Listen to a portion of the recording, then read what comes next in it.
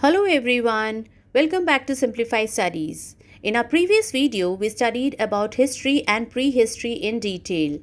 In this video, we are going to study about Indus Valley Civilization. The Indus Valley Civilization developed more than 5,000 years ago in a valley of Indus River. From here, the civilization spread westward to the present Iranian border, then southwards to the bank of the river Godavari, and eastwards to areas beyond Delhi. The area of Indus Valley civilization was as large as that of Mesopotamian and Egyptian civilizations put together. Now, let us see how this civilization was discovered. Over centuries, the ruins of this civilization got buried under mud and sand, and people forgot about this civilization.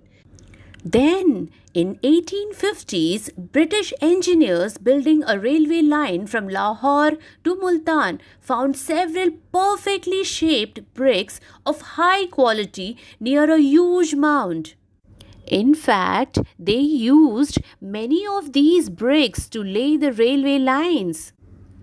Curious about this mysterious mound of bricks, the Archaeological Survey of India started excavations there.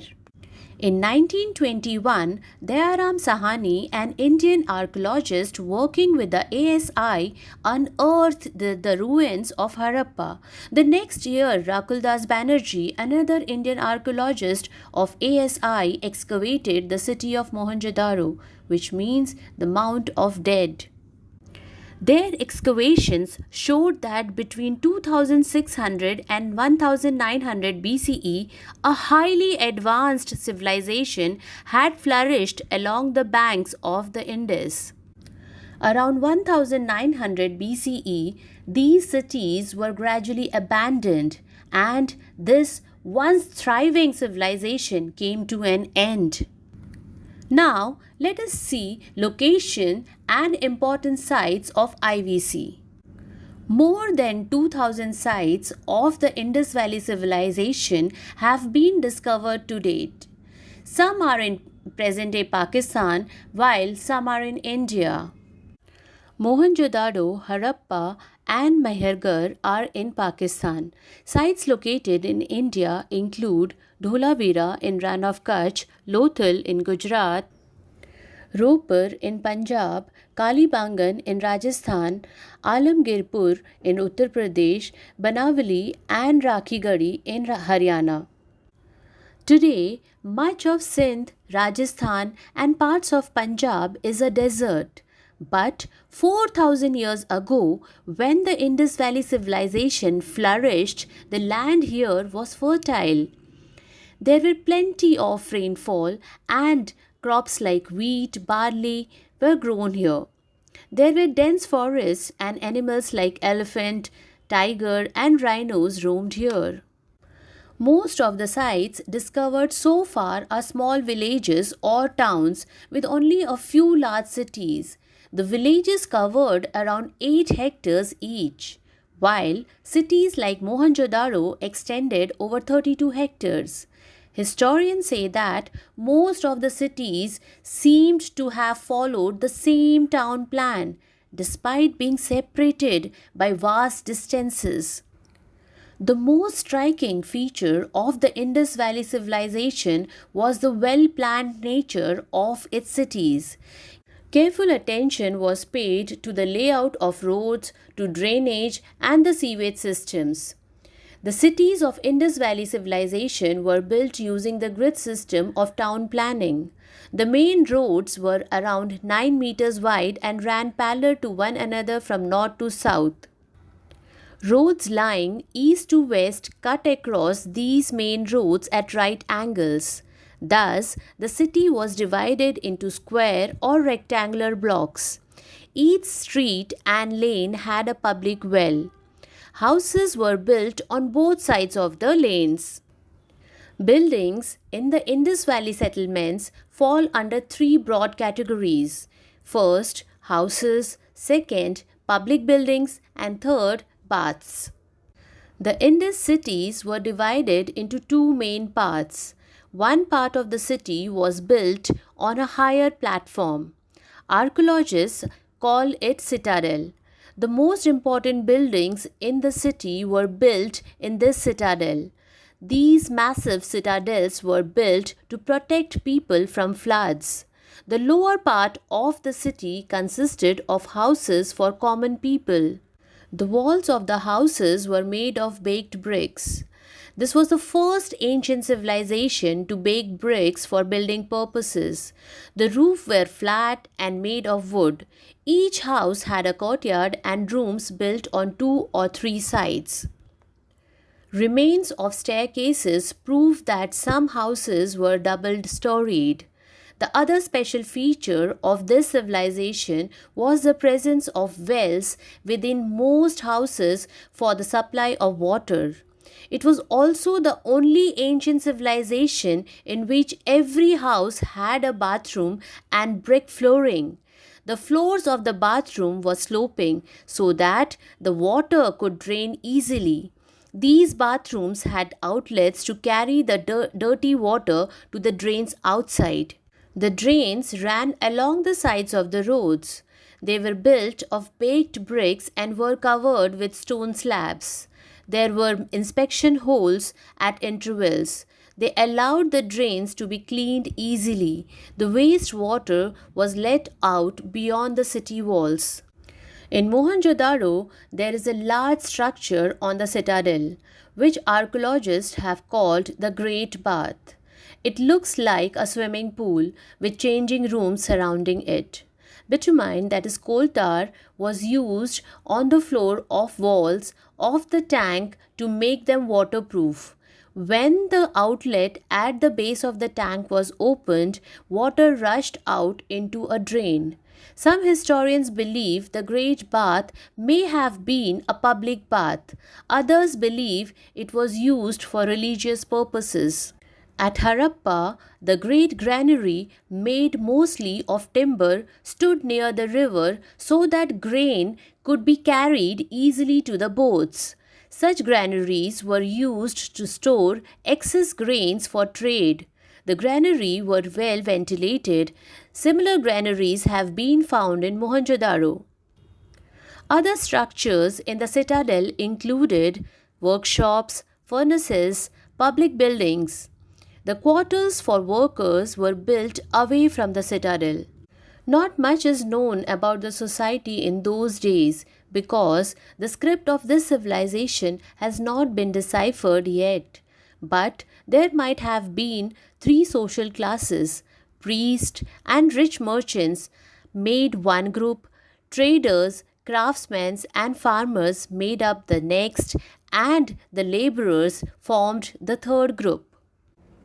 The people of the Indus Valley civilization knew how to spin and weave cotton. Clay spindles have been found in all the cities. On the basis of the style of clothing shown in the statuettes excavated from these sites, archaeologists say that men wore flowing lengths of clothes. The women wore skirts, draped shawls over their shoulders, and tied up their hair, decorating it with combs. Both men and women wore ornaments. Earrings, amulets, bracelets, nose rings, bangles, and anklets have been recovered from the ruins. These were made of gold, silver, copper, bronze, and ivory. Precious and semi-precious stones were also used to make beads. Ornaments made of shell and faience, something like ceramic, have been found here. Women used kajal or kohl for the eyes. They kept their cosmetics in small jars made of ivory, clay, or stone. They used bronze mirrors and ivory combs. Archaeologists studied the grains, seeds, and bones found at the Indus Valley sites. They saw that wheat and barley formed the staple diet of the Indus Valley people. Grain was ground in millstones and the flour baked into chapatis. People ate meat, fish, and fruit, especially bananas and pomegranates. Milk and dates were an important part of their diet. The people of Indus Valley civilization were not just skilled town planners, they excelled in other forms of art and craft as well. The cotton cloth they made was popular with other civilizations of that time. The pottery was beautiful and made mostly of red clay with dots, lines, geometrical designs, and animal figures painted in black. Several statues and toys of terracotta have been found here. Some statuettes, like Bronze Dancing Girl, are excellent works of art. They are very natural and lifelike. Many of the toys found at Harappa and Mohenjodaro had parts which moved. For example, bulls and rams were made to shake their heads and tails, and birds move up and down a rope.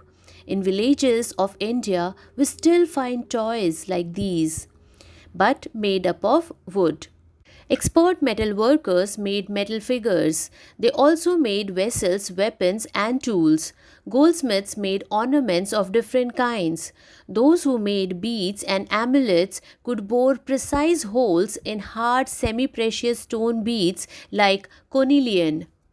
Seals of different shapes made of stone, clay, and metal are among the more valuable finds of Indus Valley civilization. Seals bearing figures of animals, trees, human beings, or natural scenes have been found in great numbers. They were probably used to stamp bales of cloth and packages containing goods for trade or as units of exchange since money had not yet been invented. The script of Indus Valley civilization has not been deciphered yet. It is pictographic script and has around 400 basic signs with several variations. Most of the script has been found written on seals. The longest continuous set of 10 characters has been found on a fallen signboard near the north gate of Dholavira. The main occupation of Indus Valley people was agriculture. It was practiced on a large scale with hundreds of rural settlements and an extensive network of canals for irrigation. The people cultivated wheat, barley, rice, mustard, vegetables, and cotton. Other occupations included weaving, pottery, metalworking, jewelry making, toy making, animal rearing, and fishing. The people of Indus Valley traded with other civilizations by both land and sea. The merchants traded with Mesopotamia and with towns along the Persian Gulf. Cotton was the main export. Stone beads, objects made from ivory and shell, then weights and seals belonging to Indus Valley civilization have been found at Ur in Mesopotamia. Iron ingots, gold beads, and potsherds from the areas around the Persian Gulf have been found at Lothal. These finds prove that trade existed between the Indus Valley civilization and other cultures of that time. A dog has also been discovered at Lothal. Next comes their religious beliefs.